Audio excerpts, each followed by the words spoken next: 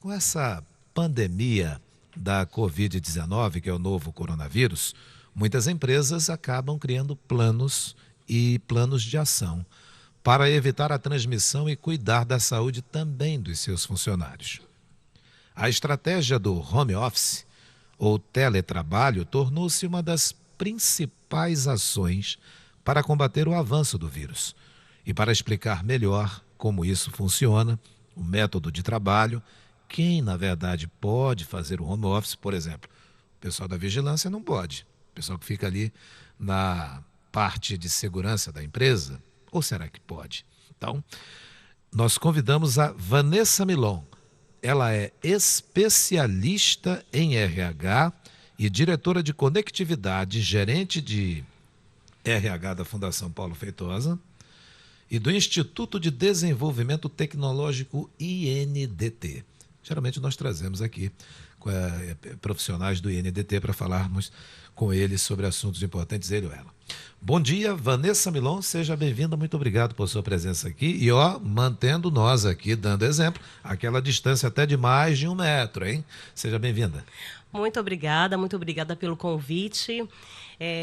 Eu venho realmente trazer esse nosso conhecimento, essa nossa experiência como parte da ABRH, né, uma associação que ajuda todos os profissionais nessa área de recursos humanos e pediram para que eu possa falar sobre a nossa experiência no INDT e na Fundação Paulo Feitosa. Pois é, afinal de contas, o que é o home office e como é que ele funciona?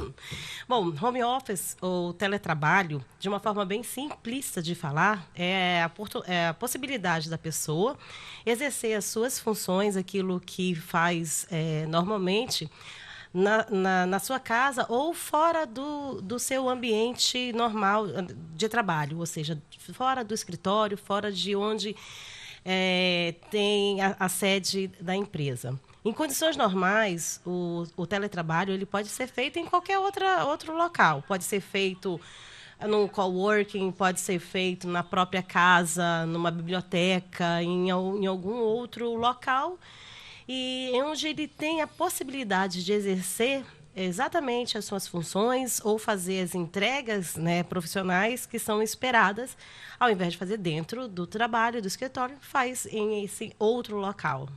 Há funcionários que já têm uma certa idade, né? São funcionários idosos. Para esses, a empresa tem que ter um tratamento diferente. Na realidade, eu sou gestora das 2 empresas, então, tanto na Fundação Paulo Feitosa quanto no INDT, nós implementamos o home office ou teletrabalho voluntário. A adesão é voluntária, né? Abrimos para todas as pessoas porque o nosso grande objetivo é reduzir a quantidade de pessoas circulando na cidade. Quanto menos pessoas circulando, melhor. Então, independente da idade da pessoa, independente se é uma pessoa mais jovem ou acima de 60 anos, a pessoa poderia aderir ao programa, né? Como você falou logo no início da chamada, algumas funções elas são difíceis. Você não tem como fazer de casa, né? Segurança de uma empresa, por exemplo? A segurança de uma empresa, a cozinha, né? Não dá para fazer.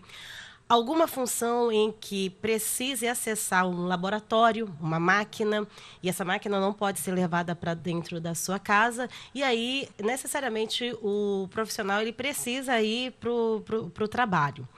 No nosso caso, fica mais fácil da gente viabilizar esse movimento do funcionário, do nosso colaborador, para casa, porque também nós tomamos todas as precauções com relação à questão de segurança cibernética, realmente, né?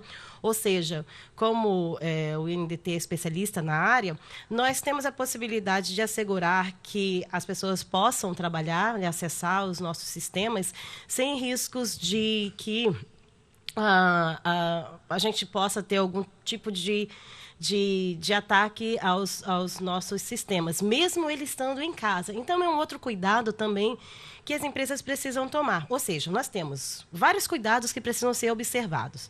Primeiro, com relação à legislação, né? E para isso tem algumas coisas que são importantes, é importante ser feita. Depois, um outro cuidado muito grande é com relação ao próprio funcionário, né? Ao próprio colaborador. Eu lhe pergunto, ele tem uma estrutura para trabalhar em casa? Às vezes é cheio de crianças, com barulhos, vizinhos, não tem uma mesa apropriada.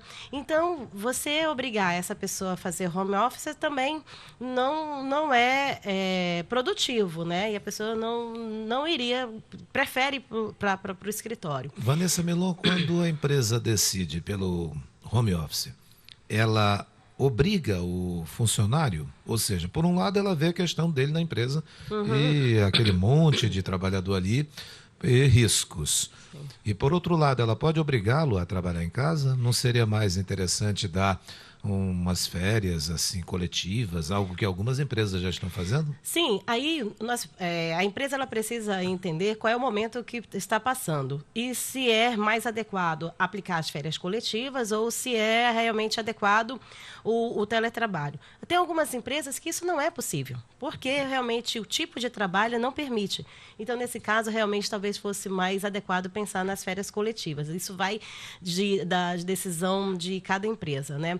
No nosso caso específico, o que nós fizemos foi, se você está com algum sintoma de gripe, gripal, ou algum sintoma de não está se sentindo bem de alguma forma, vá para casa, entre em contato com o RH e não precisa nem ir no médico para levar o atestado médico. Nós temos uma relação de confiança com os nossos colaboradores em que nós sabemos que se a pessoa não tem condições de ir para o escritório ou se a pessoa está dizendo, olha, eu não estou me sentindo bem, tudo bem, nós temos essa relação de confiança. Então, foi uma coisa que nós dissemos também. Esse trabalhador, esse sim, ele não tem escolha, ele necessariamente, se ele estiver espirrando, com uma tosse, qualquer coisa que seja mais simples, ele compulsoriamente precisa trabalhar em casa. Muito importante essa relação de confiança. Sim. Não é muito importante porque você não tem isso, lamentavelmente, em todas as empresas, em muitos grupos.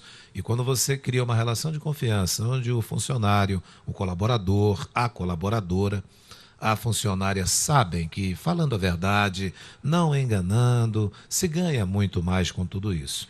Mas tem uma situação aqui. Trabalhador que faz o home office, não tem como a empresa saber se ele está cumprindo a carga horária. Mas ele vai pelo que ele produz, então seria essa? Exatamente, né? Porque no home office pode ser que a empresa não faça o controle da jornada de trabalho. É possível, mas pode ser que a empresa opte por não fazer o controle. Isso são coisas que precisam ser ajustadas naquilo que nós chamamos de termo de adesão, né? Normalmente ali, quando se faz um termo, se coloca todos esses detalhes. Ou então fica-se realmente subtendido aquilo que nós estamos falando na hora de explicar para a pessoa como é que as coisas vão funcionar. No nosso caso, especificamente, né, que nem a mensagem que foi passada. Pessoal, o mundo não pode parar, o Brasil não pode parar. Os clientes estão esperando a entrega dos projetos. Os clientes têm expectativas de que nós vamos cumprir o prazo. Então, cada um tem que ter a sua responsabilidade de fazer a sua parte. Uma coisa interessante é que as pessoas não saíram em debandada. As pessoas elas se combinaram como é que iria funcionar, porque são várias equipes, né? E as equipes têm a maturidade para estabelecer seus objetivos e as suas entregas, né? E as pessoas têm que ter a maturidade para poder fazer as entregas. Que isso é uma coisa também que é importante. Em condições normais, por que o home office não funciona para todo mundo? Porque nem todo mundo tem a capacidade de fazer autogestão. Ou seja, eu tenho que ter a responsabilidade ou então mesmo a disciplina de estabelecer os meus horários, as minhas entregas. Então, nem todo mundo gosta, tem essa capacidade então precisa ali de uma supervisão o tempo todo também. Algumas pessoas precisam trabalhar um pouco mais com um pouco mais de supervisão. Então, nem para não funciona para todo mundo. E aqueles ou aquelas que não têm um computador e que dele necessita, a empresa poderia fornecer a máquina mediante cautelas, Sim, enfim. sim, sim. Quando a pessoa não tem O equipamento, né? os equipamentos necessários para laborar, sim, a empresa precisa fornecer, se a empresa quer, né, a empresa fornece. Isso tudo precisa estar acordado, previamente acordado, como é que vai funcionar. A senhora acredita que as empresas, de uma forma geral, eu me refiro a empresas com determinada quantidade de funcionários e funcionárias, estão aí prontas para oferecer esse suporte do home office para todo mundo? Porque tem empresa com mentalidade ainda muito antiga, que diz, olha, eu não peguei esse Covid, você também não vai pegar, vem trabalhar que é melhor. Deixa disso. Pode acontecer. Mas, né, sim, você tem razão, porque nós estamos falando de cultura, né? Ou seja, o modus operandi tanto do trabalhador quanto da direção da empresa, né? E aí realmente é um conjunto de fatores que impedem que realmente naquela empresa não seja aplicável. Ou seja, a cultura nesse sentido realmente é bem importante. E aí orientações são também na mesma velocidade, tem que ter, né? Se as empresas procurarem aí ler o que está acontecendo com as outras, para poder ver se elas se adequam ou não. Além disso, funcionários sabem como trabalhar em casa e ter essa liberdade, porque o cara tem em casa, sabe o que eu vou fazer? Vou dormir um pouco mais. Eu já estou aqui, ninguém tem câmera aqui vendo, nem nada. Aí a responsabilidade de cada um? É aquilo que nós chamamos da autogestão mesmo, né? Ou seja, a capacidade da pessoa de estabelecer as suas metas diárias e realmente, efetivamente, conseguir entregar. Um outro ponto muito importante nisso é a comunicação. Então, hoje, quando nós conseguimos lançar mão de várias ferramentas de comunicação para fazer reuniões online, para e-mails, né, até mesmo WhatsApp, ou seja, várias possibilidades de fazer com que as entregas, ou seja, a parte que aquele colaborador está fazendo no projeto, se está acontecendo a contento, entendeu? Então, outra coisa que é importante também são ferramentas de comunicação. Isso é chave para o sucesso do home office. O gestor quer falar com a pessoa tem que estar acessível. Os colegas de trabalho precisam falar com aquela pessoa, ele tem que estar acessível nos canais de comunicação que já foram previamente estabelecidos. Celular é um deles, né? Celular é um deles. A tela do computador ali é com algum outro meio de comunicação. E tem vários, né? Tem o Skype, FaceTime, então aí são várias formas da pessoa até se olhar, né? Só não vale dizer assim, não te atendi, chefe ou chefa, porque o meu filho pegou o celular e estava brincando ali com o joguinho. Não. Isso é uma das coisas também. Uma coisa é você fazer home office, né, sozinho em casa ou em condições já pré-estabelecidas.